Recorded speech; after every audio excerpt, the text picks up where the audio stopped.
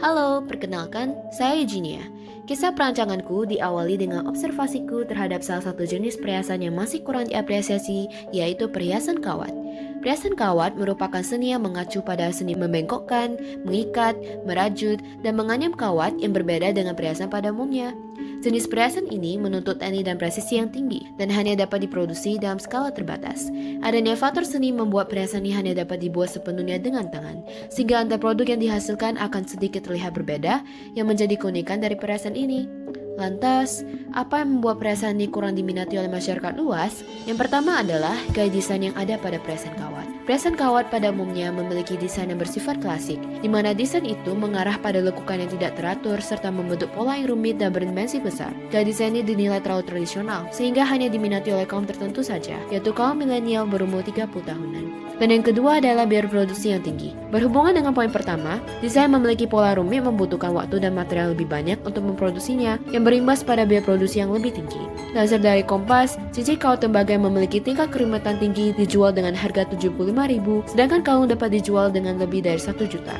Kedua permasalahan itulah yang menyebabkan kurangnya minat pangsa pasar lain terhadap perhiasan ini. Hal ini pun sangat disayangkan, karena dilansir dari data GWI tahun 2022 mengenai grup usia yang paling sering membeli perhiasan, konsumen dengan rentang usia 16-24 tahun menempati posisi kedua sebagai pembeli perhiasan terbanyak secara global. Menurut riset oleh Sparks dan Honey, daya beli generasi muda seperti Gen Z bisa mencapai 44 miliar dolar sebelum pandemi. Pencapaian ini pun diprediksi akan menjadi semakin tinggi pada tahun 2026. Berbicara tentang Gen Z, generasi ini meliputi para pemuda-pemudi yang lahir pada tahun 1996 sampai 2012.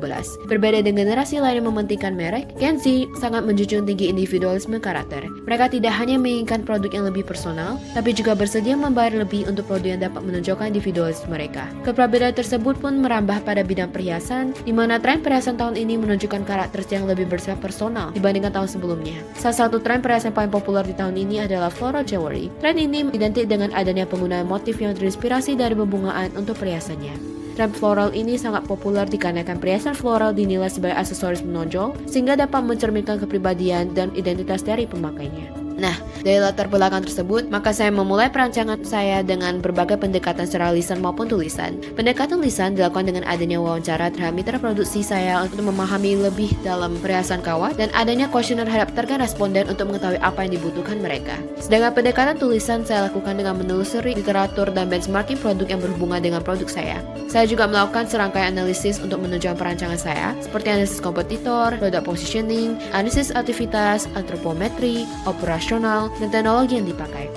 Hasil data dan analisis yang saya lakukan kemudian dikembangkan menjadi 3 kata kunci utama, yaitu intricate, floral, and like. Intricate mengacu pada entitas dari perhiasan kawat sendiri, yaitu adanya ikatan yang menghasilkan pola tertentu yang hanya dapat ditemukan pada perhiasan kawat. Floral berhubungan dengan tren perhiasan sedang naik daun di paruh tahun ini dan divisualisasikan dengan adanya bentuk yang terinspirasi dari bebungaan. Sedangkan like adalah konsep baru yang saya sematkan dalam perhiasan kawat, di mana konsep ini merupakan warna yang lebih lembut seperti emas, perak, dan merah muda, serta bentuk yang lebih kecil untuk memberikan kesan ringan pada perhiasan kawat. Ketiga konsep itu kemudian saya tuangkan dalam sejumlah sketsa ideasi. Sketsa yang terpilih akan dikembangkan menjadi alternatif, dan alternatif terpilih akan direalisasikan dalam prototipe. Dan lahirlah Flowering.